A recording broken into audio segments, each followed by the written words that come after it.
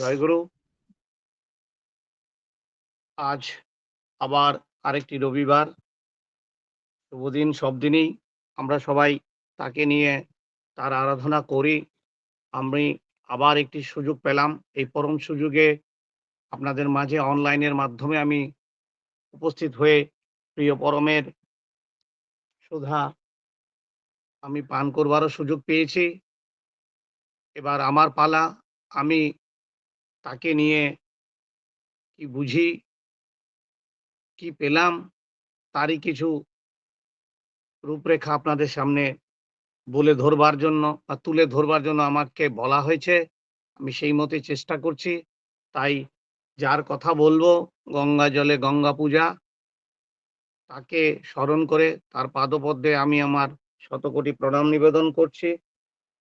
তৎসঙ্গে শ্রী শ্রী বর্মা, শ্রী শ্রী বরদা, শ্রী শ্রী আচার্য দেবের আতুল চরণেও আমি আমার শতকোটি প্রণাম নিবেদন করছি।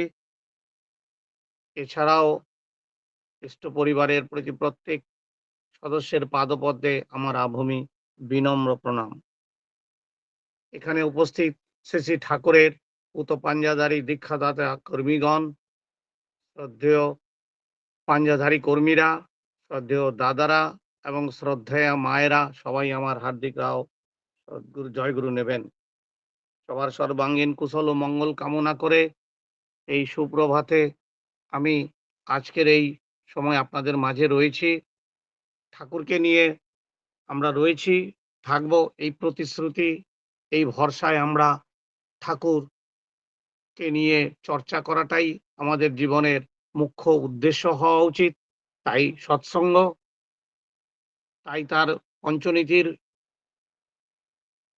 যেটা পরিধি, তাকে ওর মাঝে আমি যতটা যুক্ত হয়ে চলবো ততই পাবো। এই কিছুক্ষণ আগে আমাদের সঞ্চালক দাদা সঙ্গীতগুলির উপর হয়ে যাওয়ার পর তাদের ভাবের বিষয় বা কথার যে সুরের মাধ্যমে যারা নিবেদন করলেন তাদের উপর কিছু কথা বলেছেন। সেই কথাগুলো খুব সুন্দর যাজনের কথা, কিন্তু যে প্রিয় পরমকে নিয়ে যে তারা পরিবেশন করলেন, ওই কথাগুলোর মধ্যে অনেক জিনিস লুকিয়ে আছে। তাই এখন মুশকিলটা হলো এইখানটাতেই, যে আমরা এত কিছু শুনি বুঝি, কিন্তু পর মুহূর্তেই আমরা আবার তাকে পরীক্ষাও নিতে শুরু করে দেই। মানে প্রিয় পরম আমাদের কাছে পরীক্ষা দেন। মানে যখন আমরা তার কাছে কিছু চাওয়া পাওয়ার গল্পে চলে যাই, তখন আমরা একটা পরীক্ষার মধ্যে নেই। তাই গত সপ্তাহ আমি বলেছিলাম যে গীতার, গত রবিবারে আর কি, যে গীতার নবম অধ্যায়ে 11 নম্বর শ্লোকে আছে যে অবজানন্তি মাং মূঢ়া মানসিক অনু তনুমাশ্রিতম পরং ভব জানন্তু মম ভূত মহেশ্বরম। অর্থাৎ অজ্ঞান বা মূঢ় ব্যক্তিরা আমাকে মনুষ্য দেহধারী মানব ভেবে সাধারণ মানব মনে করে থাকে। তারা জানে না যে আমি অজেয় হয়েও জীব উদ্ধারের জন্য নবরূপ ধারণ করে থাকি। তার মানে তিনি সর্বসময় নূতন রূপে আমাদের সামনে এসে আমাদেরকে উদ্ধার করেন। আমরা তাকে সবসময় নূতন রূপে দেখতে পাবো, এই প্রতিশ্রুতি কিন্তু নবম অধ্যায়ের 11 নম্বর শ্লোকে দেওয়া আছে। এখন বলা হচ্ছে যে অবজানন্তি মাং মূঢ়া, আমরা জানতেই পারছি না। আমরা যে মূর্খ হয়ে অজ্ঞান হয়ে থেকেছি, জ্ঞান আছে কিন্তু অজ্ঞান হয়ে বসে আছি, কারণ আমরা মূঢ়। তাই এই জীবোদ্ধারের জন্য তিনি যা কিছু করেন, তাই তাই তাকে পরীক্ষা দিতে হয়। যখন আমরা মনে করি যে তাকে নিয়ে আমরা চলতে গেলে পরেই তার কথা সবসময় আমরা একটা কোথাও যুক্তি তর্ক বা কোথাও তার কিছু মানে যদি নিজের বিদ্যা বুদ্ধির আওতায় দেখতে না পাই তাহলে বিশ্বাস করি না। তাই আমি সর্বদাই ঠাকুরের এই বাণীটি উচ্চারণ করি সবার সম্মুখেই যে, যুক্তি দিয়ে বুঝবি কি তুই? যুক্তির সীমা কত দূর? যুক্তির সীমা কত দূর? দেখা শোনায় বোঝটা যত দূর, যুক্তির সীমা তত দূর। তাই আমরা এই যুক্তির বাইরেও যদি থাকি বা যুক্তি নিয়েও থাকি, তো প্রিয় পরমকে নিয়ে আমরা কিছু কথা বলছি। ২ টো বা ৩ টে যতটুকু সময় পারি আমি ঘটনার মাধ্যম দিয়ে, ঘটনা বলার অর্থটা হচ্ছে তার সারমর্মটা কিন্তু ভালো করে বোঝা। ঘটনাটা খুব ভালো লাগবে আমি জানি, সবাই। কিন্তু ভিতরের ওই জিনিসটাকে পালন করলেই ওই জিনিসটা হবে, না হলে ওই ঘটনা ঘটবে না।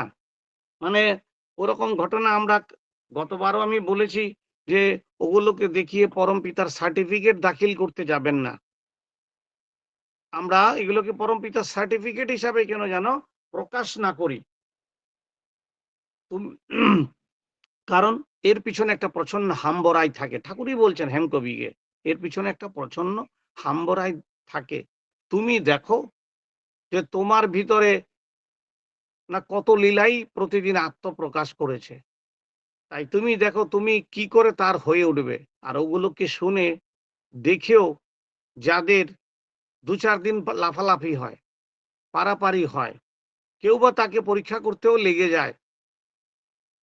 কেউ বা আবার মনে করে যে আমার মাঝে যদি এরকম ঘটনা ঘটে, তাই পরমপিতাকে তারা পরীক্ষাও নিতে যায়।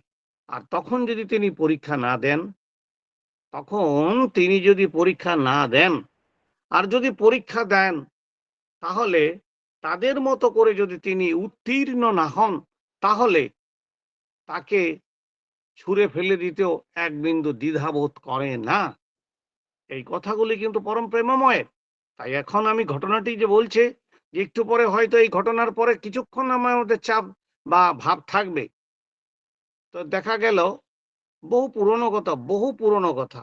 অনেকে হয়তো শুনে থাকবেন, ঘটনা তো কত আছে। অনেকে অনেক ঘটনা শুনেছেন, অনেকে অনেক ঘটনা শুনেন নাই, অনেকে আরো অনেক ঘটনা শুনবেন। তো এই ঘটনাটা শুনুন। ঘটনাটা পূর্ববঙ্গে শ্রী শ্রী ঠাকুর তার লীলা চলছে, পাবনাতেই আছেন। তো সেখানে ফরিদপুরে একটি ঘটনা ঘটে। ব্যক্তির নাম নলিনী রঞ্জন দাশগুপ্ত। তিনি একজন সহপ্রতির ঋত্বিক ছিলেন। কিন্তু তখন যার এই লোকটি যখন সহপ্রতির ঋত্বিক হনই নাই, যুবক বয়স, তার জীবনে একটি ঘটনা ঘটে যে তিনি এমন কিছু বুঝেন এবং পরবর্তীতে তার জীবন আরো কত সুন্দর হয়ে উঠে তার কথাই প্রমাণ এবার বুঝবেন। তাই বলছি আজকে এখানে যারা ১০০ জন না কতজন আছেন, তারা নিজেরা এবার একটু চিন্তা করে দেখেন যে ওইগুলো এখন আপনারাও ভাববেন এরকম যদি আমারই ঘটতো। ঘটনাটা যখন বলবো কিন্তু, হ্যাঁ? আগেই বলে নিচ্ছি কিন্তু। তো ঘটনাটা হলো এরকম যে তিনি দীক্ষা গ্রহণ করেছেন। মাত্র বয়সকাল ছোট, খুব বেশি হলে কত ১৮-২০ হবে। তাই তিনি সবসময় ঠাকুরকে নিয়ে ব্যস্ত থাকার চেষ্টা তো করেন এবং তখন তিনি ওই ফরিদপুরে আ ভাঙ্গা নামক একটা জায়গা আছে। সেখানে আ তার বাড়ি এবং তাদের বাড়ির সামনেই ডক্টর বনবিহারী ঘোষের বাড়ি আছেন। তাই ওখানে প্রত্যেকদিনেই এই বনবিহারী ঘোষদার অক্লান্ত চেষ্টায় প্রচুর গুরু ভাইয়ের আনাগোনা চলতেই থাকে। সৎসঙ্গ চলতেই থাকে। তাতে সেই সৎসঙ্গে তিনি যান, মানে প্রায় দিনই তিনি যান। আর নতুন দীক্ষিত মানুষ তার যেতে খুব ভালো লাগে। তিনি প্রত্যেকের কথা বেশ মুগ্ধ হয়ে শুনতে থাকেন এবং নানাভাবে ঠাকুরের কাজে-টাজে দৌড়াতে থাকেন। বাচ্চা ছেলে। বনবিহারী ঘোষদাও সবাইকে প্রেরণা দিয়ে থাকেন। তো একদিন খবর এলো যে ফরিদপুর জেলার ওই মানে ওখানে একটা মানে জেলা শহরের পাবলিক হলে বড় একটা সৎসঙ্গ হবে।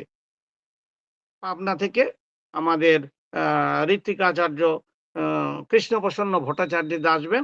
সঙ্গে থাকবেন আ আমাদের অধ্যাপক শরৎচন্দ্র হালদারদা।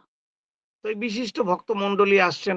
চারিদিকে খবরটা পাঠিয়ে দেওয়া হয়েছে যে সবাই যেন দলে, দলে গিয়ে ওখানে আসেন এবং এই অমীয় কথা শুনতে পাবেন এইসব বিষয়। তো সবাই যাচ্ছে। এখন বিভিন্ন কর্মীকে, বিভিন্ন ভক্তদেরকে অনুরোধ করায়, চারিদিকে খবর তো চলে গেল, অনেক লোক যাচ্ছে। এখন এই নলিনী রঞ্জন দাশগুপ্ত, যার বয়স এই ১৭ থেকে ২০ এর মতো হবে। সে খবরটা পেয়ে সে তো জানতে পারছে না। সে তো শুনলই যে বনবিহারীদার বাড়িতেই এত বড় কথাবার্তা হলো। এখন সবাই যাচ্ছে ২০ মাইল দূর। তার মানে প্রায় ২৩ কিলোমিটার। তো ২০ কিলোমিটার দূরে যেতে গেলে হয় বাসে করে যেতে হবে, মোটর ইত্যাদি বা যাই কিছু। আর নতুবা হেঁটে যেতে হবে, আর নতুবা সাইকেলে যেতে হবে। জলপথে যাওয়া যায় কিন্তু বহু ঘুরে যেতে হবে। তো এখন সে অনেক চিন্তা করে দেখল যে কি করে যায়, তাহলে হেঁটে যাবে? তারপর বলল এতটুক দূর যাওয়াই সম্ভব হবে না। গেলাম হয়তোবা। ফিরবো কি করে? রাত হয়ে যাবে। তাই সে যাওয়ার জন্য মনোবাসনা নিয়ে যখন ভাবলো, আচ্ছা বনবিহারীরা তো মোটরেই যাবেন, তাহলে তার সাইকেলটা পড়ে আছে। আমি সাইকেলটা যদি চাই আর তিনি যদি সাইকেল দেন তাহলে যেতে পারি। তো আপনি সাইকেলটা চাইলেন। বনবিহারীদা খুব খুশি হলেন যে, "আমি চাইছিলাম তুমি সাইকেলটা নিয়েই যাও।" তখন তার ওই সাইকেল নিয়ে তিনি রওনা হলেন এবং সাইকেলটা নিয়ে খাওয়া-দাওয়া সকালবেলা মোটামুটি করে এই দিন ধরেন ১১টার সময় সে বেরিয়ে পড়েছে। ধীরে, ধীরে যাবে। সাইকেল যাচ্ছে, একা যাচ্ছে, গ্রামের রাস্তা। কখনো নাম করছেন, কখনো গান করছেন। এইভাবে চলতে, চলতে আঁকা-বাঁকা পথে চলতে, চলতে হঠাৎ রাস্তার মাঝে একটি ছোট্ট বাচ্চা ছেলে, এই বরুণ খুব বেশি হলে বছর ৭-৮ এর হবে। ওরকম একটি ছেলে মাথায় ঝুড়ি করে অ্যা ইসে নিয়ে যাচ্ছে। মানে কতগুলি ঝুড়ি নিয়ে যাচ্ছে। বাঁশের ঝুড়ি, খালি ঝুড়ি কিন্তু। এদিকে নলিনী রঞ্জন দা মানে তখন ছোট নলিনী, তো তিনি সাইকেলের বেল দিয়েছেন। এই বেলের আওয়াজে বাচ্চাটি হকচকিয়ে গিয়ে পিছনে তাকাতে গিয়ে হুড়মুড় করেই একরকম পড়েই গেল। সাইকেল তার গায়ে লাগেনি, কিন্তু সাইকেল আর মানুষ পাশাপাশি। সে পড়ে গেছে আর এই মাথার ঝুড়িগুলো এদিক ওদিক ছড়িয়ে ছিটেছে। তখন দূর থেকে ৪-৫ জন ষণ্ডা প্রকৃতির লোক আম এসে হাজির।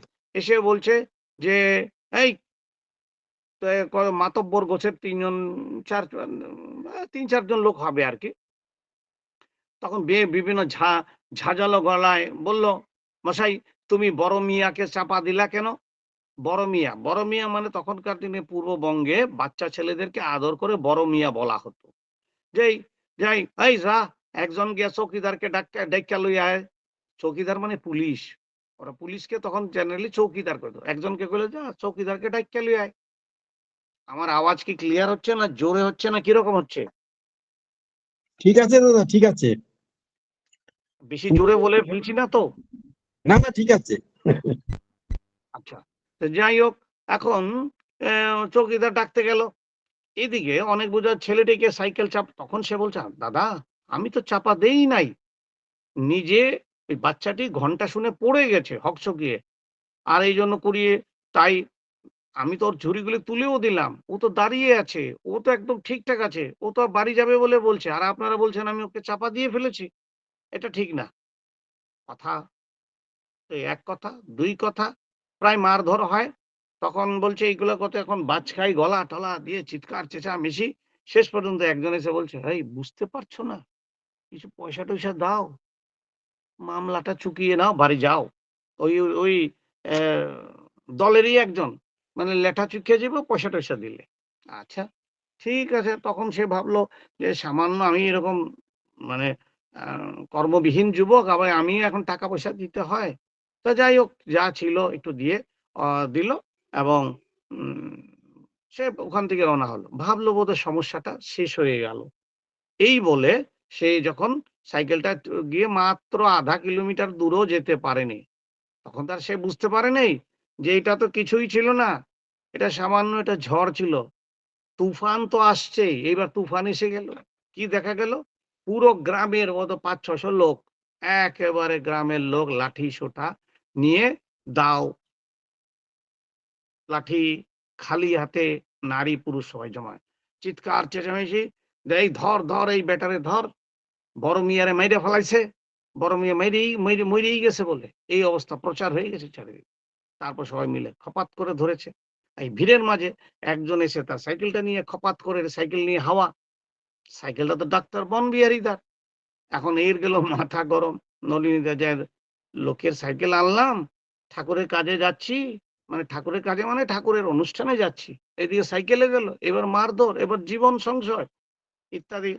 তখন সে বারবার বলতে চাইছে যে, "আমি কিচ্ছুই তো করি নাই।" তখন তারা বলছে, "নাই, নাই, হায়, হায় মিয়ারে মাইরা ফেলাইছে, হায়, হায় মিয়ারে মাইরা ফেলাইছে, ছোট মিয়ারে মেরেই ফেলাইছে।" এইসব চলছে। গালি-গালাজ, অকথ্য, কেউ কান টানে, কেউ চুল টানে, এইসব চলছে আরকি। শেষ পর্যন্ত দেখা গেল ২০-২৫ মিনিটের মধ্যে আবার জায়গাটা খালি। মানে ধীরে, ধীরে লোকগুলি যারা চিৎকার করলো, তারা কেন চলে গেল বা কার ইঙ্গিতে গেল সেটা কিন্তু বোঝা গেল না। মানে সবাই চলে গেল। রয়ে গেল সেই ষণ্ডা মার্কা ৪-৫ জন যারা একটু আগে নাকি পয়সা নিয়ে গেছিল। তারাই থাকলো। এবার তারা হুলস্থুলি করে বলল যে, "না, একে" মানে তারাই যেন কোর্ট, তারাই বিচারক। না, একে এখন মৃত্যুদণ্ড দিতে হবে। তাদের নিষ্ঠুর সিদ্ধান্ত, মেরে ফেলতে হবে। তাদের হাতে বড় একটা রামদাও ছিল। বলে এবার রামদাও দিয়ে সাফা করতে হবে গলা। গলা সাফা করা হবে। এখন তারপরেই তারা কি করল? এই গুন্ডার দল চ্যাংদোলা করে ওই নলিনী দেখে ৪ জনের চারদিকে ধরলো আর মাঝখানে একজন ধরলো আর এক হাতে রামদাও নিয়ে হন, হন করে চলছে। জীবন্ত মানুষকে মৃতদেহের মতো করে নিয়ে চললো একটা আমবাগানের দিকে। তারপরে গিয়ে তারা এদিকে লোকটার তো দেহ ঝুলছে নলিনী দিয়ে। তার তখন তার মনে হলো সত্য যদিও কিন্তু কঠিন যেন স্বপ্ন সে দেখছে। বাস্তব এটা কি হলো? যে ঠাকুরকে দেখতে বা ঠাকুরের প্রসঙ্গ শুনতে গেলাম। কিছু হয়তো হয়ইনি। কিছু হয়তো হয়নি না, কিছু তো হয়ই নেই। কিন্তু এই ঘটনার জন্য আমাকে এখন জীবনদান দিতে হবে। তাহলে সে মনে, মনে বলল যে, "হে ঠাকুর, আজ তোমার কিন্তু চরম ভগবত্তার পরীক্ষা। এই কথাগুলি ভালো করে শুনবেন। আমি যা বলছি হুবহু বলছি। ভদ্রলোক জীবন কথা, তার জীবন কথা। আমি এখানে বাড়িয়ে চড়িয়ে কিছু রং দিয়ে বলছি না কিন্তু। হে ঠাকুর, আজ তোমার ভগবত্তার চরম পরীক্ষা।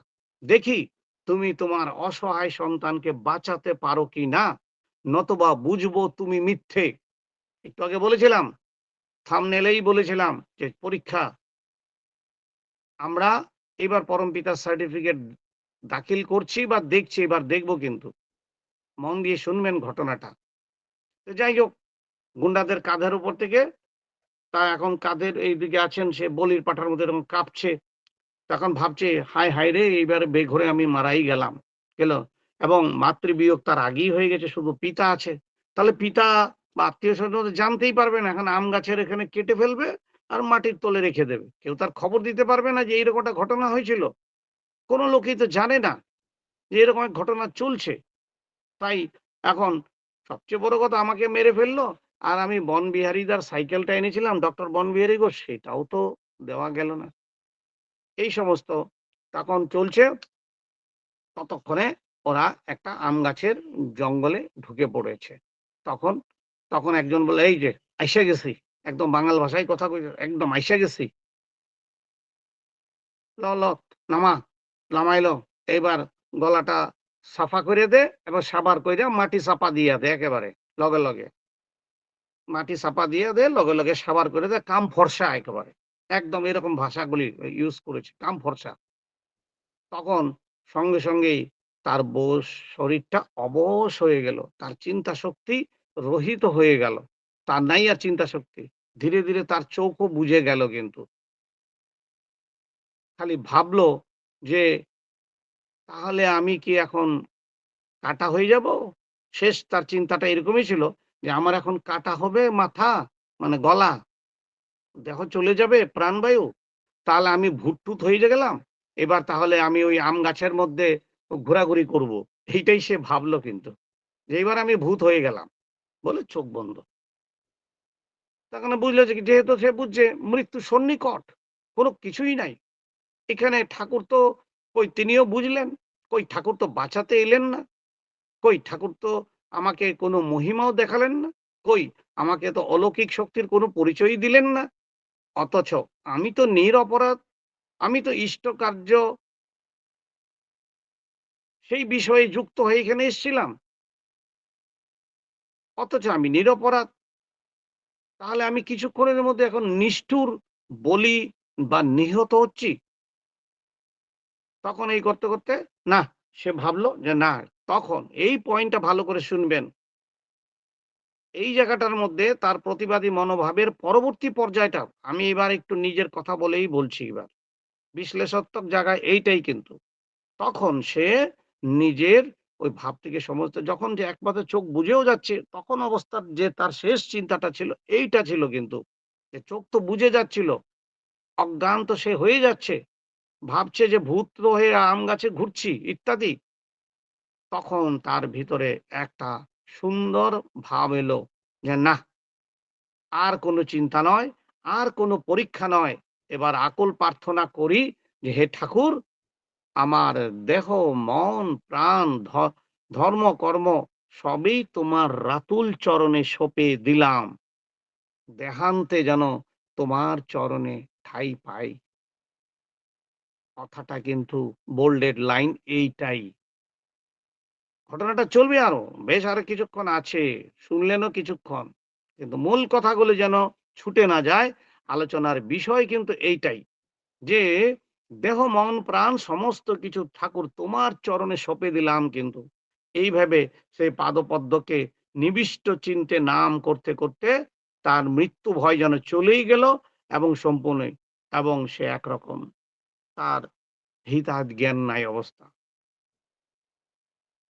এইদিকে যখন সেরকম তখনই ওই গুন্ডারা তাকে মাটিতে রেখেছে মাত্র।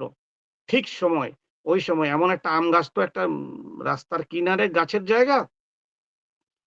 মানে মূল রাস্তা থেকে। কিন্তু মেইন রাস্তাটা তো একটু দূরে।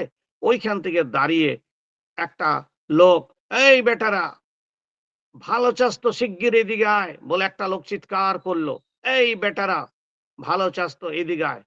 মুহূর্তের মধ্যে স্বপ্নের মধ্যে কোথার মানে স্বপ্নেতর অবস্থা, যে গল্পটা যেন শুনলে স্বপ্ন বা সিনেমা দেখানো হচ্ছে, যে স্বপ্নের মতো সব তার কানেও এসে বাজলো। এদিকে একজন কইলো, "ডাকুক গিয়া, যত খুশি ডাকুক। আগে গলাটা ফালাইয়া লই, তারপর যামু।" তখন আরেকটা কয়, "না রে, ওইটা দেখি পুলিশের লোক।" বলে, "ঠিক দেখতাছস তো?" বলল, "হ্যাঁ, ওই তো খাকি ড্রেস পইরা পুলিশের লোক।" তখন আরেকটায় কয়, "আরে তাহলে তো ফাঁসিতে যাইতে লাগবো।" তখন বলে যে, "না, দাঁড়া, দাঁড়া, আগে গিয়ে ওই লোকটার লগে কথা কই।"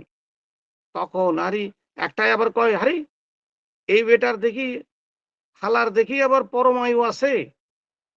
এইভাবে তারা বলতে শুরু করল। এদিকে তো তার দাঁড়াবার ক্ষমতাই নাই, তাকে মাটিতে রাখলে তো পড়েই যাচ্ছে ওখানে। কিন্তু ওই পুলিশটির কাছে তারা আবার এনে তাকে দাঁড়া করালো।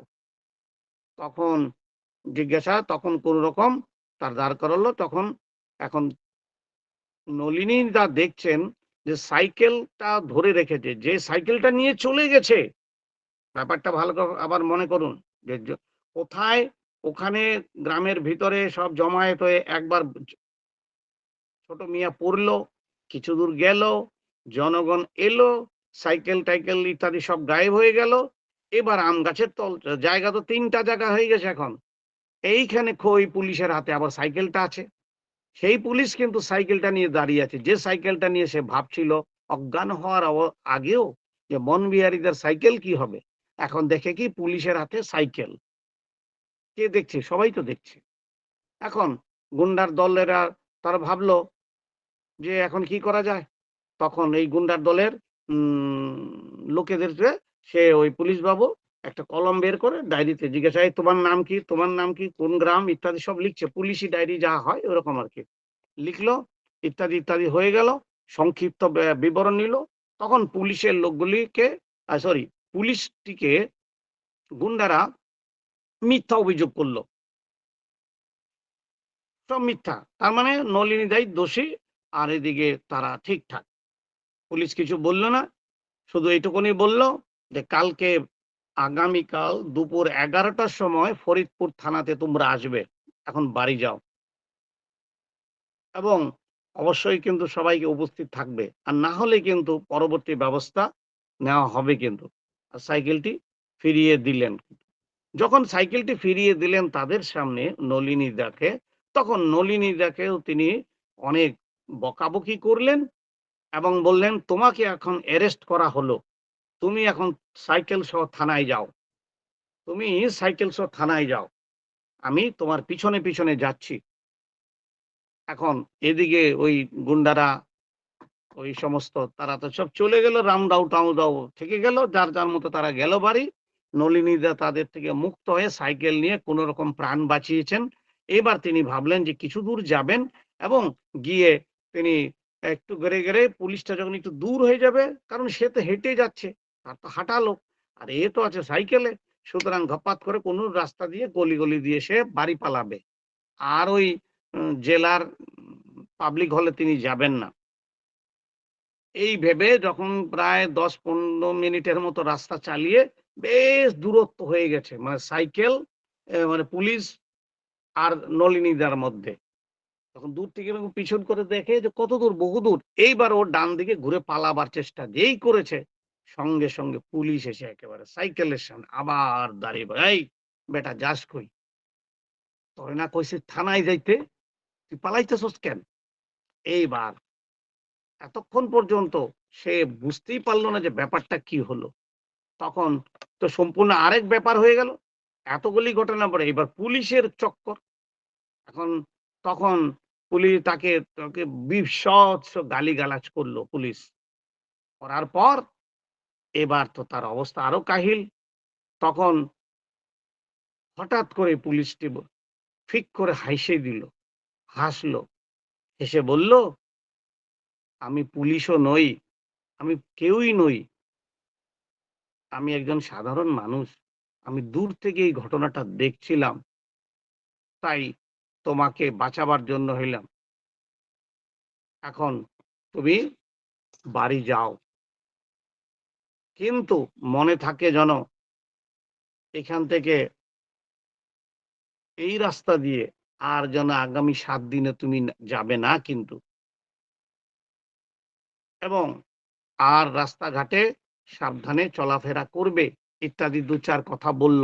বলার পর তখন বললেন যে, এবং বলার পর বললেন যে, "তুমি বাড়ি যাবে, ৭ দিন এই রাস্তায় আসবে না, সাবধানে চলাফেরা করবে।" এই সমস্ত ঘটনার পরে তখন নলিনী যেন এরকম মাথাটা নিচু করে সব শুনছে। পুলিশ দাদা সাইকেল নিয়ে দাঁড়িয়ে আছেন। তিনি দেখছেন সাইকেলের দিকে তাকিয়েছেন, পুলিশের দিকে তাকাচ্ছেন না, মাটির দিকে তার চোখ। হঠাৎ শুনতে শুনতেই দেখলেন যে এবার তিনি স্বপ্নই দেখলেন, জেগে জেগে স্বপ্ন দেখলেন। চোখ খোলা কিন্তু স্বপ্ন দেখল। এই যে মাথা নিচু করে শুনছেন, হঠাৎ করে দেখেন স্বপ্ন না বাস্তব। মুহূর্তের মধ্যে দেখা গেল সাইকেলও নাই আর পুলিশও নাই। তিনি হঠাৎ জেগে উঠলেন যেন ভাব। হঠাৎ সব অদৃশ্য হয়ে গেল। সাইকেলও নাই আর তিনিও নাই। এ কি কথা? শুধু আছে জঙ্গল, আর তখন একটু রাতের মতো সামান্য সন্ধ্যাকাল হয়ে গেছে কিন্তু। চারিদিকে শুধু আশা ঝিঝি পোকারই ডাক শুনছেন খালি, এবং দাঁড়িয়ে রোমাঞ্চিত তার পুলকর অবস্থা, গায়ে দিয়ে ঘাম ঝরছে। পুনরায় তার মূর্ছা যাওয়ার অবস্থা। সঙ্গে সঙ্গে তিনি মূর্ছাও গেলেন। এবার তিনি সত্য সত্যই মূর্ছা গেলেন কিন্তু। একদম মূর্ছা গিয়ে একদম মাটিতে শুয়ে পড়লেন। কিছুক্ষণ মধ্যে এই মূর্ছা অবস্থা থেকে তার জ্ঞান ফিরল। যখন জ্ঞান ফিরল, তখন দেখছেন তিনি মাটিতে শুয়ে আছেন, সামনে দাঁড়িয়ে আছে ডক্টর বনবিহারী ঘোষদার সেই সাইকেলটা। আর কিচ্ছু নেই। চারিদিক শূন্য ধুধু প্রান্তর। কোথায় পুলিশ, কোথায় ছোট মিয়া, কোথায় টুকরি, কোথায় কিছু, কোথায় আম গাছ, কোথায় রামদা, কিচ্ছু নাই। জনমানব রহিত একটি জায়গা। সাইকেলটি নিয়ে তাড়াতাড়ি তিনি এবার বললেন, "না, যখন বেরিয়েছিলাম যে কাজে সেই কাজেই যাব।" সেই রওনা হয়ে গেল ফরিদপুর ক্লাবের দিকেই কিন্তু। সেখানে তারা মাত্র এসেছিলেন, কারণ সেখানে ট্রেনের ব্যাপার ছিল, দেরি হয়েছিল। নলিনীরঞ্জন দাশগুপ্ত, যুবক নলিনীরঞ্জন দাশগুপ্ত গিয়ে পৌঁছালো। ডক্টর কৃষ্ণপ্রসন্ন ভট্টাচার্যের কথা শুনলো, বাড়ি এলো। এই কথা জীবন কথা। তাও কি দাঁড়ালো?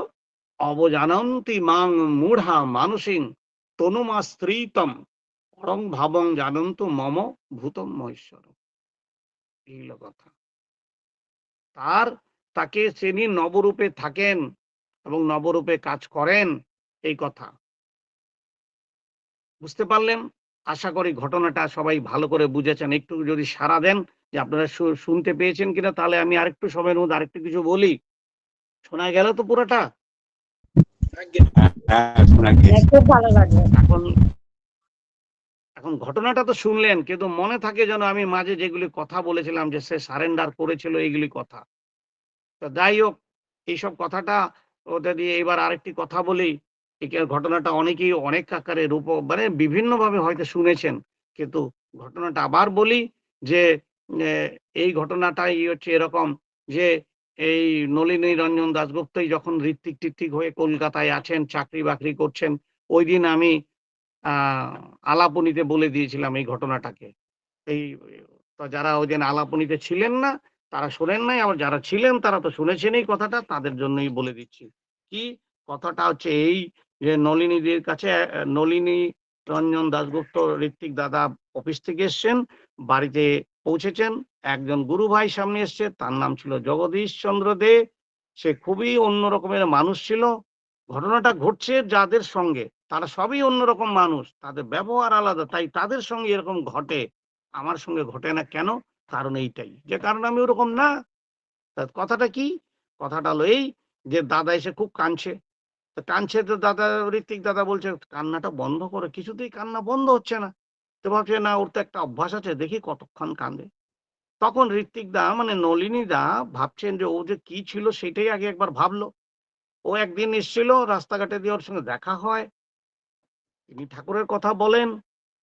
প্রশ্ন করলেন জগদীশচন্দ্র দে যে, "ভগবানকে দেখাতে পারেন?" তখন নলিনী দা দৃঢ়তার সঙ্গে বলেছিলেন, "হ্যাঁ, নিশ্চয়ই পারি। তবে বিশ্বাস করতে পারবেন তো?" বলে, "হ্যাঁ, পারবো।" সেও খুব জোরে বলল। তখন নলিনী দা তার ঋত্বিকের ব্যাগ থেকে একটা ঠাকুরের ফটো বের করে দেখায়। যেই না ফটোটা বের করে দেখায়, উনি দেখে শুধু কাঁদতেই আরম্ভ করলেন। এখন হঠাৎ তার মুখে চোখে জল কেন এলো? কি দেখলো? এই কথার কোনো ব্যাখ্যা আমি দিতে পারবো না। আপনারাও পারবেন না। আর ঋত্বিকদাও পারে নাই। যে জগদীশ দা ফটো তো দেখলেন তো কাঁদলেন কেন? ওইটাই তিনি ভগবান দেখে ফেললেন। তো এরকম ফটো তো ডেইলি কত আপনিও দেখছেন, আমিও দেখছি। কই আমাদের তো কিছু হয় না। কিন্তু জগদীশ দার হয়েছিল। তার প্রমাণ এবার মিলবে। তিনি দীক্ষা নিলেন। ওই একই কথা। ভগবান দেখাতে পারেন? বলে, "হ্যাঁ, দেখাতে পারি। বিশ্বাস করবেন তো?" বলে, "হ্যাঁ, করব।" ফটো দেখলো, কাঁদতে অঝরে শুরু করলো। দীক্ষা নিল। সেই দাদা এবার কাঁদছেন। বেশ কিছু কাল পরে বেঞ্চে বসে। বলে এবার চুপ করলো। বলে, "কি হয়েছে? এত কাঁদছেন কেন?" বলে, "দাদা, বহু বছরের পুরানো গ্যাস্ট্রিক আলসার, অ্যালোপ্যাথি, হোমিওপ্যাথি, টোটকাপ্যাথি সব পেথি হয়েই গেছে। কিছুই হয় না। রোগ যখন নিরাময় অসম্ভব, তখন না আমি সোডা খেয়ে কোনো রকম ব্যথা করি। অসম্ভব বেদনা। তাই চলতে থাকে যখন মনে হয় যে মরে যাওয়াই ভালো।" তো একদিন এরকম গভীর ব্যথায় কাতর হয়ে আছি অবস্থা, রাতের অন্ধকার, কেউ নাই সামনে, পেটে অসহ্য যন্ত্রণা এবং কিছুতেই কিছু হচ্ছে না, পাগলের মতো ছটফট করছি। রাত গভীর, ছোট্ট ঘরটিতে একা আছি, দরজা বন্ধ। হঠাৎ ওই যেই দরজা বন্ধ, মাটিতে বসে শুয়েই রয়েছি মানে ফ্লোরে, আর উপরে যে দরজা আছে, দরজার ওখানটার মধ্যে শ্রী শ্রী ঠাকুর, শ্রী শ্রী বর্মা, শ্রী শ্রী বর্দার ফটোর দিকে তাকিয়ে অঝরে কাঁদছি। আর বারবার বলছি, "বাবা আর তো পারি না, বাবা আর তো পারি না। তুমি বলে দাও আমি কি করব?" এই কথা বলে ঠাকুরের ফটোর দিকে অঝরে কাঁদছেন। কাঁদতে, কাঁদতে তিনি যখন কখন যে নিদ্রায় আচ্ছন্ন হয়ে গেলেন তিনি নিজেই জানেন না। যখন তন্দ্রা হয়ে গেল, তন্দ্রা ঘোরে আছেন, তখন তিনি শুনতে পাচ্ছেন। কি শুনতে পাচ্ছেন? শুনতে পাচ্ছেন, "বড় বউ, ও বড় বউ, এদিকে এসো।" একটি অদ্ভুত ব্যাপার তিনি শুনলেন, একটি অদ্ভুত আওয়াজ তিনিও শুনলেন। শ্রী শ্রী বর্মাও নেমে এলেন তার ফটো থেকে। তার মানে কি কথাটা? যে যেখানে তিনি মাটিতে তন্দ্রাচ্ছন্ন হয়ে পড়ে রয়েছেন, সেইখানে শ্রী শ্রী ঠাকুর দাঁড়িয়ে আছেন। আর বড় বউ বলতে বড় বউ ওই ছবি থেকে বেরিয়ে আবার তার কাছে এলেন। শ্রী শ্রী ঠাকুর একটা ওষুধ দিলেন বর্মাকে, বললেন, "বড় বউ, এটাকে খাইয়ে দাও। আর হাত বুলিয়ে দাও ওর সর্বাঙ্গে। সঙ্গে সঙ্গেই বড় বউ তাই করলেন। উনার দেহ স্নিগ্ধ শীতল হয়ে গেল, কিন্তু একদম স্নিগ্ধ শীতল হয়ে গেল এবং তিনি তার যন্ত্রণাটা হঠাৎ করে আর নাই। এই বহু বছরের নিত্যসঙ্গী পেটের অসহ্য যন্ত্রণা সেই থেকে তার চির বিদায় হয়ে গেল। আর তিনি অঝরে কাঁদছেন শুয়ে শুয়ে এবার নিদ্রা খোলার পর। এটা কি হলো? এতকাল তো কিছুই হলো না। আকুল ভাবে আগেও তো পারতো না, কিন্তু আজ এরকম ঘটনা। তাই তিনি এই ঘটনাটা এসে বললেন তারই ঋত্বিক, সেই ঋত্বিক যাকে একদিন এই একটু আগে সাইকেলের ঘটনা শুনেছেন, সেই ঋত্বিকেই আবার এই ঘটনা তারই এক ভক্তের কাছ থেকে বড় বউয়ের আর ঠাকুরের কথা শুনলেন। দুটি ঘটনাই নলিনী রঞ্জন দাশগুপ্তের জীবনে জীবন কথা। এবং ওই লোকটি ছিল মূর্খ এবং লোকটি জগদীশচন্দ্রদেব পড়তে পারতো না, কিন্তু প্রতি মাসে আলোচনা কিনতো। প্রতি মাসে লোকের কাছে গিয়ে আলোচনাগুলি নিয়ে যেত এবং লোককে গিয়ে বলতো, দাদা একটু পইরা বলেন না, আমাকে একটু ঘটনাটা বুঝিয়ে দেন না। এবং কিছু আলোচনা লোককে বিতরণও করতেন জগদীশচন্দ্র দেব। কথাটা হচ্ছে আমরা কখন এবার কি আলোচনা পড়ি সেরকম ভাবে, কিন্তু জগদীশ দা আলোচনা পড়তেন না, পড়তে পারতেন না, কিন্তু লোককে দিয়ে পড়িয়ে এরকম ভক্ত। আর সেই জন্য ফটো দেখেই তার কিন্তু ওই রকমও হতো। আর এই ঘটনাগুলি আলোচনাতেই ছাপা হয়েছিল। 1975 সনের আলোচনায় পাবেন এগুলো। তখন আলোচনা ছিল 1 টাকা। জয় গুরু।